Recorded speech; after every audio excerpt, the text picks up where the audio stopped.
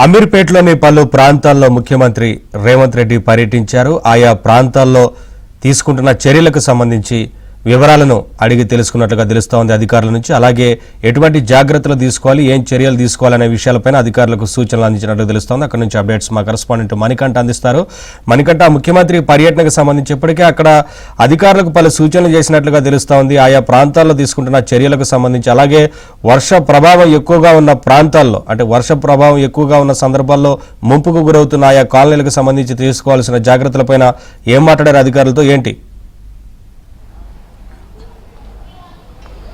గత కొద్ది రోజులుగా భారీ వర్షాలతో హైదరాబాద్ నగరం అతలాకుతలమవుతుందని చెప్పుకోవచ్చు. ప్రధానంగా అమీర్పేట ప్రాంతంలో భారీ వర్షం కురవడంతో ఆ ప్రాంతం అంతా కూడా పూర్తిగా నీటిమయం అవుతుంది. భారీగా పెద్ద మొత్తంలో ట్రాఫిక్ జామ్ అవుతుంది. అలాగే పై స్థాయిని ఉన్న వర్షం అంతా కూడా అమీర్పేట ప్రాంతంలోకి వచ్చి చేరడంతో అమీర్పేట ప్రాంతంలో నివసిస్తున్న ప్రజలకు కూడా తీవ్ర ఆటంకంగా మారుతుందని చెప్పుకోవచ్చు.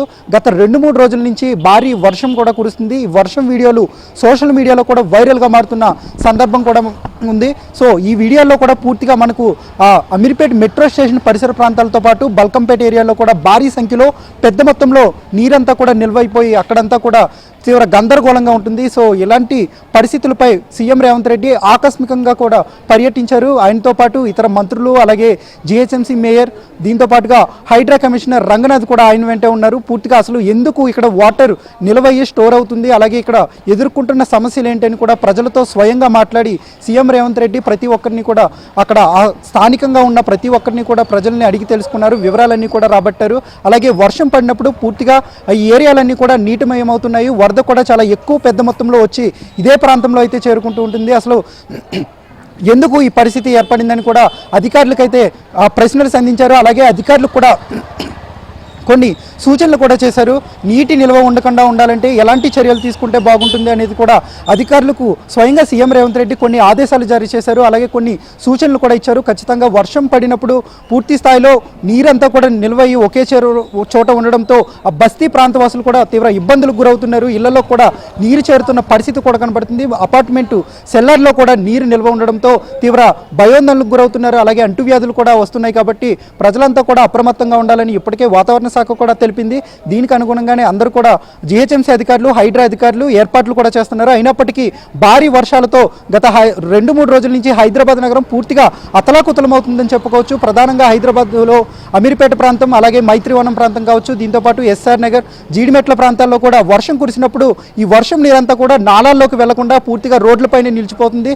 దీంతో ట్రాఫిక్ ఇబ్బంది కలుగుతుంది. అలాగే ఈ నీరంతా కూడా నాలాల్లోకి వెళ్లకుండా ప్రధాన నదుల్లో కలవకుండా పూర్తిగా ఈ నదుల్లోకి కలవకుండా ఎక్కడికక్కడ నీరు స్తంభించిపోతుంది. కాబట్టి స్వయంగా సీఎం రేవంత్ రెడ్డి అకస్మాత్తుగా పర్యటనకు అయితే వచ్చారు. ప్రజలు యోగక్షేమాలు కూడా అడిగి తెలుసుకున్నారు. పూర్తిగా ఈ నీటినంతా కూడా వర్షం కురిసినప్పుడు ఈ నీరు నాలాల్లోకి చేరకుండా రోడ్డుపై ఉండడము, అలాగే గస్తీల్లో ఇళ్లలోకి చేరడంతో ఖచ్చితంగా దీనిపై చర్యలు తీసుకోవాలంటూ అటు హైడ్రా సిబ్బందికి అలాగే జిహెచ్ఎంసీ అధికారులకు ఆదేశాలు జారీ చేశారు. ప్రధానంగా సమస్య ఎక్కడ తలెత్తుతుంది, అసలు ఎందుకు నీరు నిల్వ ఉంటుందనే కోణాల్లో కూడా పూర్తిగా అధికారుల నుంచి వివరాలు అయితే తీసుకున్నారు.